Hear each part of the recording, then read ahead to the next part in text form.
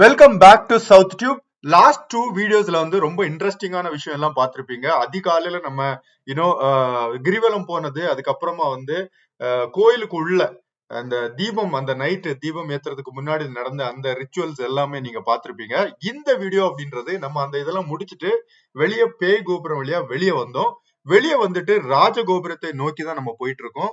So இந்த video வந்து திரும்பவும் நைட்டு தீபம் ஏத்தி முடிஞ்ச அப்புறம் அதுக்கப்புறமும் கிரிவலம் போனா வந்து ரொம்ப நல்லது அப்படின்ற மாதிரி நிறைய பேர் சொன்னாங்க. சோ அதுக்காக நம்ம அப்படி நடந்து அப்படியே ராஜகோபுரத்துக்கு தான் போயிட்டு அதுக்கப்புறம் பிளான் பண்ணலாம், கிரிவலம் பண்ணலாமா வேண்டாமா அப்படின்ற மாதிரி தான் அதை நோக்கி தான் நம்ம ஆக்சுவலி போயிட்டு இருக்கோம்.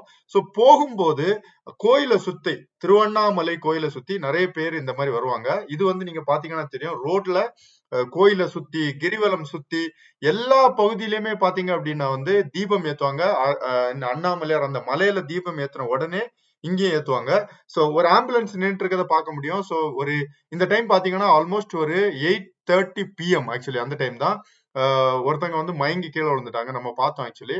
ஸோ இமீடியட்டா ஆம்புலன்ஸ் வந்து அவங்கள தூக்கிட்டு போய் இமீடியட்டா அங்க உள்ள மெடிக்கல் சப்போர்ட் எல்லாமே இமீடியட்டா கொடுத்தாங்க. ஸோ அதெல்லாம் பார்க்கும்போது எல்லாமே கொஞ்சம் ஃபாஸ்டா தான் இருந்தது.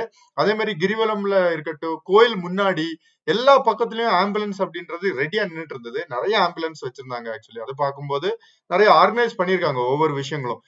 ஸோ அது நல்லா இருந்தது.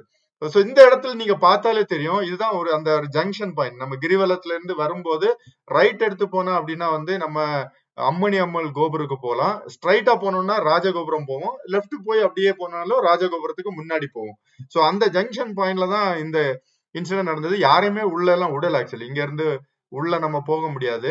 சோ அந்த மாதிரி ஒரு சூழ்நிலை தான் இருந்தது. ஏன்னா அந்த அளவு மக்கள் கூட்டம், இந்த கிரௌட ஹேண்டில் பண்றது அப்படின்றதும் வந்து நிஜமா ஒரு சேலஞ்சிங்கான ஜாப் தான். ஏன்னா அந்த அளவு மக்கள் எல்லா பகுதியில இருந்தும் வந்திருந்தாங்க. சோ சூப்பர் கிரௌடட் அப்படின்னு சொல்லலாம் ஆக்சுவலி. ஏன்னா அந்த தீபம் ஏத்தின உடனே எல்லாருமே வந்து கிரிவலத்துக்கு போவாங்க. சோ அது வந்து ஒரு ஸ்பெஷலான மூமெண்ட். எல்லாரும் அங்கங்க எங்கெங்க இருக்காங்களோ அந்த இடத்துல வந்து தீபத்தை ஏத்துவாங்க ஆக்சுவலி. மலையில வந்து அண்ணாமலையார் அந்த தீபம் ஏத்தின உடனே அவங்க அங்கங்கே ஏத்திடுவாங்க. திரும்ப அடுத்தது இதே மாதிரி இன்னொன்னு வந்தது. சோ நிறைய கோயில்கள், சின்ன சின்ன கோயில்கள், பக்கத்துல இருக்க கோயில்கள்ல இருந்து எல்லாமே வந்து இப்படி ஊர்வலமா எடுத்துட்டு வராங்கன்னு நினைக்கிறேன் அம்பால. சோ அந்த மாதிரி நிறைய சின்ன சின்ன மூவ்மெண்ட் நடந்துட்டு இருந்தது. பாக்குறதுக்கு அழகா இருந்தது அந்த ஈவெண்ட்ஸ் எல்லாமே. சோ நம்ம தொடர்ந்து அடுத்தது வந்து நம்ம ராஜகோபுரத்துக்கு நோக்கி பக்கத்துல வந்துட்டோம். சோ இந்த தேர் எல்லாம் நீங்க பாக்கலாம் ஆக்சுவலி. இந்த தேர் எல்லாமே வந்து சண்டே, லாஸ்ட் சண்டே இந்த தேர் எல்லாமே வந்து ஆக்சுவலி ஊர்வலமா வந்தது. சோ அந்த தேர் நிகழ்ச்சி முடிஞ்சு எல்லாத்தையுமே வந்து ராஜகோபுரத்துக்கு முன்னாடி வந்து நிக்க வச்சிருந்தாங்க, எல்லா தேரையுமே. சோ அதை நம்ம பார்க்க முடிஞ்சது. சோ தொடர்ந்து நம்ம போகும்போது கூட்ட நெரிசல் அப்படின்றது ரொம்ப கட்டுக்கடங்காம இருந்தது ஆக்சுவலி. சோ அதுதான் இந்த கிரிவலத்தோட சேலஞ்சிங் அப்படின்னு சொல்லலாம். சோ நீங்க வந்து தீபம் ஏத்துற அந்த டைம், இல்ல பௌர்ணமி இந்த டைம்ல எல்லாம் போனீங்கன்னா கிரௌட் அதிகமா இருக்கும். அதே மாதிரி இப்ப நீங்க பாத்துட்டு இருக்கீங்க ராஜகோபுரத்துல ஒரு ஸ்பெஷலான ஒண்ணு. எப்பவுமே இது நடக்காதுன்னு நினைக்கிறேன். அந்த 200+ அடி அந்த உயரத்துல இருக்க ராஜகோபுரத்துக்கு ஒரு மாலை போட்டிருக்காங்க பாருங்க. அதுதான் நீங்க இப்ப இந்த வீடியோல மூமெண்ட்டை பாத்துட்டு இருக்கீங்க. எனக்கு தெரிஞ்சு இதான் ஃபர்ஸ்ட் டைம்னு நினைக்கிறேன், தெரியல. ஆனா அது பிரம்மாண்டமா இருந்தது. நீங்க ஆல்ரெடி இந்த மாதிரி மாலை போடுற அந்த அவ்வளவு பெரிய மாலையை கொண்டு எப்படி போட்டாங்க அப்படின்றதே கொஸ்டின் மார்க் தான். சோ சூப்பரா இருந்தது அதை பாக்குறதுக்கு. ராஜகோபுரத்துக்கு ஒரு மாலை அணிவிச்சிருந்தாங்க. சோ பிரம்மாண்டமான ஒரு நிகழ்வு. கோயிலுக்கு முன்னாடி ராஜகோபுரத்துக்கு பக்கத்துல வந்துட்டோம் நம்ம. ராஜகோபுரத்துல இருந்துதான் நிறைய பேர் கிரிவலம் ஸ்டார்ட் பண்ணுவாங்க. அந்த கூட்டத்தை பார்த்துட்டு நமக்கே கிரிவலம் போகணுமா வேண்டாமா அப்படின்ற மாதிரி நிறைய கேள்விக்குறி எல்லாம் வந்துச்சு. ஏன்னா அந்த அளவுக்கு மேசிவான கிரௌட் இருந்தது. நீங்க பார்த்தாலே தெரியும். நம்ம அதுல நிக்கும் போதே எவ்ரி 1-2 மினிட்ஸ் ஒன்ஸ் வந்து இவங்க மிஸ் ஆயிட்டாங்க, அவங்க மிஸ் ஆயிட்டாங்க. அதே மாதிரி எல்லா லாங்குவேஜ்லயும் வந்து நம்ம பார்க்க முடிஞ்சது. ஸ்பெஷலா பார்த்தோம்னா தெலுங்குல அனௌன்ஸ் பண்ணிட்டு இருந்தாங்க நிறைய பேரு. அப்புறம் கன்னடால நிறைய பேர் அனௌன்ஸ் பண்ணிட்டு இருந்தாங்க, தமிழ்ல. சோ நான் இங்க மிஸ் ஆயிட்டாங்க, நாங்க எங்க நின்றுட்டு இருக்கோம், அங்க நின்று. சோ அந்த அளவுக்கு, ஏன்னா அவ்வளவு கிரௌட் இருக்குது. சோ நான் இந்த வீடியோல உங்கள்ட்ட ரிக்வெஸ்ட் பண்றது ஒண்ணுதான். ஸ்பெஷலா பாத்தீங்க அப்படின்னா இந்த தீபம் டைமா இருக்கட்டும், தீபம் அன்னைக்கு ஏத்துற அன்னைக்கும், அதே மாதிரி இந்த பௌர்ணமி நாட்கள்ல குழந்தைங்களோட நீங்க கிரிவலம் போறத தவிர்க்கிறது நல்லது. ஏன்னா கண்டிப்பா மிஸ் ஆறதுக்கான வாய்ப்புகள் இருக்கு. ஏன்னா அந்த அளவு கூட்ட நெரிசல் இருக்கும். கூட்டத்துல மக்கள் போகும்போது குழந்தைங்க வந்து மிஸ் ஆகி போயிடுறதுக்கான வாய்ப்பு இருக்கும். சோ அதனால இந்த 2 நாட்களை நீங்க தவிர்த்துருங்க. தீபம் ஏத்துற ஃபர்ஸ்ட் நாள், அதுக்கு அப்புறமா பாத்தீங்க அப்படின்னா திரும்பவும் தீபம் வந்து 10 நாள் ஏத்துவாங்க. உங்களுக்கு தெரியும்னு நினைக்கிறேன். என்னைக்கு தீபம் ஏத்துவாங்களோ இன்னைக்கும் ஏத்துவாங்க ஆக்சுவலி. சோ அந்த தீபம் ஏத்துன அன்ல இருந்து திரும்பவும் 10 நாள் தீபம் வந்து மலை உச்சியில் ஏற்றப்படும். அந்த டைம்ல நீங்க வாங்க ஃபேமிலியோட. ஒரு 3rd 4th டே வந்தீங்க அப்படின்னா பெருசா கூட்டமும் இருக்காது. உள்ள போய் நீங்க நிம்மதியா சாமியும் பார்க்க முடியும். இந்த டைம் நீங்க வந்தீங்கன்னா எதுவுமே பண்ண முடியாது. ஜஸ்ட் கிரிவலம் பண்ணிட்டு போற மாதிரி இருக்கும். அந்த உள்ள போய் நம்ம சிவனம் பார்க்க முடியாது. யாரையுமே பார்க்காது. அண்ணாமலையார பார்க்கறதுக்கு தான் நம்ம மெயினா வரோம். சோ கிரிவலம் பண்ணிட்டு மட்டும் போறதுக்கு இல்ல. சோ அதனால அத மைண்ட்ல வச்சுட்டு நெக்ஸ்ட் டைம் நீங்க வரும்போது இந்த 2 நாளையும் தவிர்த்துட்டு தீபத்தையும் பார்க்கலாம் நீங்க. அதுக்கு அடுத்த நாள்ல இருந்து திரும்ப 9 டேஸ்க்கு தீபம் ஏத்துவாங்க. அந்த டைம் வாங்க. அப்ப சூப்பரா தீபத்தையும் பார்த்த மாதிரி இருக்கும். அம்பாளி நம்ம திருவண்ணாமலையாரையும் பார்த்துட்டு போலாம். சோ இது வந்து முடிஞ்சு முன்னாடி பாத்தீங்கன்னா தெரியும். ராஜகோபுரத்துக்கு முன்னாடி ஒரு இந்த இடத்துல வச்சுதான் லாஸ்ட்ல தீபம் ஏத்தி முடிஞ்சு நைட்ல இந்த பல்லக்கில வச்சுதான் இன்னும் ப்ரொசஷனா ஊரை சுத்தம் சாமி. சோ அது எப்ப நடக்கும் டைமிங் எல்லாம் தெரியல. நம்ம வெயிட் பண்ணோம். இது வந்து கோல்டன் சாரட் ஆக்சுவலி. அதுதான் அதோட ஸ்பெஷலு. சோ அது முடிச்சுட்டு நம்ம இனி வந்து இங்க நின்னா சரியாகாது அப்படின்ட்டு ஒரு முடிவு பண்ணி இனிமே டயர்டா தான் இருந்தோம். இருந்தாலும் நம்ம கிரிவலம் போலாம் அப்படின்னு சொல்லிட்டு இங்க இருந்து நம்ம கிரிவலத்தை ஸ்டார்ட் பண்ணியாச்சு ஆக்சுவலி.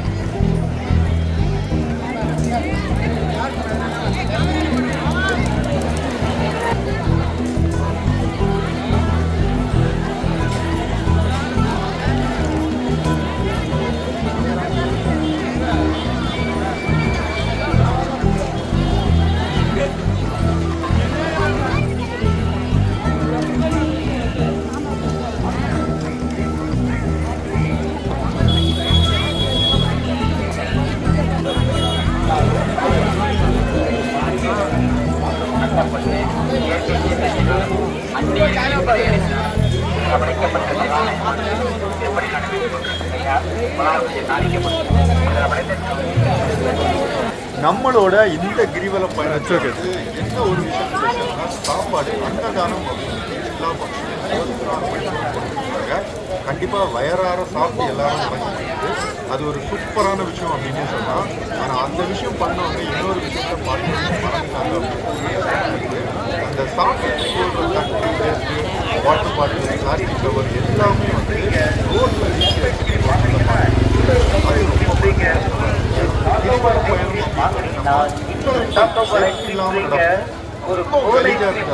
ஆல்ரெடி மழை கூட வந்து அதனால அந்த அதுவும் இதையும் வீசி சாப்பாடு பார்த்தாலும் சாப்பாடு வேஸ்ட் அந்த மாதிரிதான் இருந்தது கிரிவல பாதை ஃபுல்லு.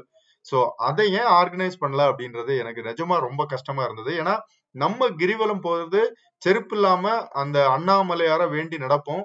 அப்ப எவ்வளவு சகதிகள் சேரு, அப்புறம் இந்த பிளாஸ்டிக் நெகிழி குப்பைகள் எல்லாத்தையும் கடந்து இந்த சாப்பாடு வேஸ்ட் எல்லாம் மிதிச்சுதான் நம்ம பயணிக்க வேண்டிய சூழ்நிலையில இருந்தோம். அது கொஞ்சம் மன வருத்தமாவே இருந்தது அப்படின்றதான் உண்மை.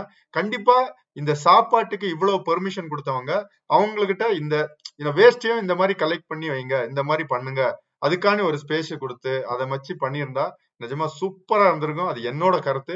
ஆல்ரெடி பயணிச்ச எல்லாரோடைய கருத்தாவும் தான் இருந்திருக்கும். ஏன்னா அவங்களும் எல்லாரும் செப்பல் இல்லாம தான் நடந்தாங்க. அதை பார்க்கும்போது எல்லாரும் அந்த நெகிழி குப்பைகள், இந்த சாப்பாடு வேஸ்ட் எல்லாம் மிதிச்சுதான் நம்ம நடக்க வேண்டியது இருந்தது. சோ அது மன வருத்தத்தை அளிச்சது நான் நடக்கும்போது. நீங்க பாருங்க, அந்த வீடியோல பார்த்தாலே உங்களுக்கு தெரியும் எவ்வளவு வேஸ்ட் இருக்குது அப்படின்னு சொல்லிட்டு. ரோடு முழுக்க வேஸ்ட் தான். எங்க பார்த்தாலும் பிளாஸ்டிக் பாட்டில் அந்த மாதிரி. நான் அதுல 2-3 விஷயங்கள் நானே மானிட்டர் பண்ணேன். நிறைய பேர் கிரிவலம் வந்துட்டு பாட்டில தண்ணியை குடிச்சிட்டு அப்படி வீசி எறியறாங்க. அது எங்க போய் விழுது அப்படின்ற மாதிரி அந்த மாதிரி எல்லாம் பண்ணாங்க. அதுக்குன்னு ஒரு சில இடங்கள் வச்சிருந்தாங்க, ஒரு சில இடங்கள்ல குப்பையை போடுறதுக்குன்னே வச்சிருந்தாங்க. ஆனா அதை வந்து இன்னும் பெட்டரா ஆர்கனைஸ் பண்ணியிருக்கணும் அப்படின்றது என்னோட கருத்து. கண்டிப்பா அது நிறைய பேர் நீங்க எக்ஸ்பீரியன்ஸ் பண்ணிருப்பீங்கன்னு நினைக்கிறேன். உங்களுக்கும் அதுதான் இருந்ததுன்னா அதை கமெண்ட்ல சொல்லுங்க. கண்டிப்பா அது ஒரு சூப்பரா இருக்கும். எனிவே, சோ அதெல்லாம் கடந்து நம்ம அடுத்தது நம்மளோட நடைப்பயணத்தை வந்து தொடர்ந்து நடக்க ஆரம்பிச்சோம். மழை ஆக்சுவலி ஆல்ரெடி பெயர்ந்ததுனால ரோடு சகதியா தான் இருந்தது. இருந்தாலும் பொருள் படுத்தாம அண்ணாமலையரை நம்பி எல்லாரும் அதான் அந்த அண்ணாமலையோட பவர்னு சொல்லலாம். ஒருத்தங்க கூட செருப்பு போடல. எனக்கு தெரிஞ்சவள பெருசா யாருமே போடல. அவ்வளவு பவர்ஃபுல்லா சூப்பரா எல்லாரும் அந்த வைபோட நம்ம நடந்தோம். தொடர்ந்து நடந்தோம். ஆக்சுவலி இதுக்கு அப்புறம் தான் ஒரு பெரிய சர்ப்ரைஸ் கூட உங்களுக்கு காத்துட்டு இருக்கு.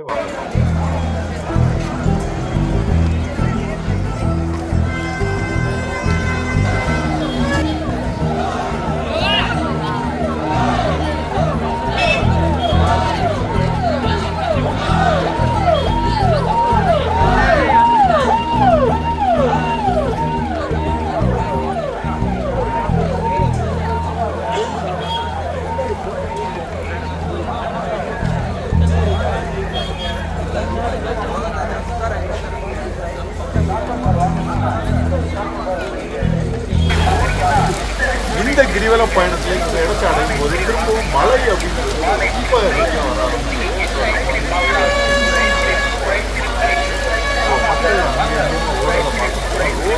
மக்கள் பார்த்தா ரோடே கொஞ்சம் இங்கி ஆயிடுச்சு. அந்த அளவுக்கு மக்கள் அங்கேயே ஓடிட்டாங்க. பட் அதையும் பொருட்படுத்தாம நிறைய பேர் ரெயின் கோட் வாங்கி போட்டுட்டு போனாங்க. ஒரு ரெயின் கோட்டுக்கு 100 ரூபாய் வந்து சார்ஜ் பண்ணாங்க அன்னைக்கு. அவங்களுக்கு எல்லாமே வந்து சரியான ஒரு பிசினஸ் அப்படின்னு சொல்லலாம். ஏன்னா ஒட்டுமொத்த மக்களும் வந்து ரெயின் கோட் போட்டு நடந்து போறதெல்லாம் நீங்க பார்க்க முடியும். அந்த அளவுக்கு இருந்தது. நிறைய பேர் அது கூட போடாம நடந்தாங்க. அந்த மலையிலே கொட்டு மலையில நடக்கிறத நம்ம பார்க்க முடிஞ்சது. சோ நம்ம வந்து வெயிட் பண்ணோம் கொஞ்சம் மழை கம்மியாகட்டும் அப்படின்னு சொல்லிட்டு. சோ கொஞ்ச நேரம் வெயிட் பண்ணிட்டு அதுக்கப்புறம் மழை கம்மியான அப்புறம் அடுத்தது நம்மளோட நடைப்பயணத்தை திரும்பவும் ஸ்டார்ட் பண்ணோம். ஓரளவு கொஞ்சம் கம்மியானோன்னு நம்ம நடந்து போற டைம்ல ஒரு பியூட்டிஃபுல்லான ஒரு இன்சிடென்ட் ஒரு பிரம்மாண்டமான மார்க்கெட் ஆக்சுவலி இருந்தது. சோ அதையும் நீங்க இந்த வீடியோல பார்க்க போறீங்க. நிஜமா நீங்களே நினைச்சிருக்க மாட்டீங்க, நம்ம என்னடா கிரிவலம் போற பாதையில இதெல்லாம் வேற பண்ணியிருக்கோம் அப்படின்ற மாதிரி. நிஜமா ஒரு யூனிக்கா இருந்தது. சரி ஏன் போய் பார்க்க கூடாது அப்படின்னு சொல்லிட்டு அந்த கிரிவல பாதையில அதையும் பார்த்தோம். அடுத்த அந்த பதிவு அதுவும் வருது ஆக்சுவலி இந்த வீடியோல.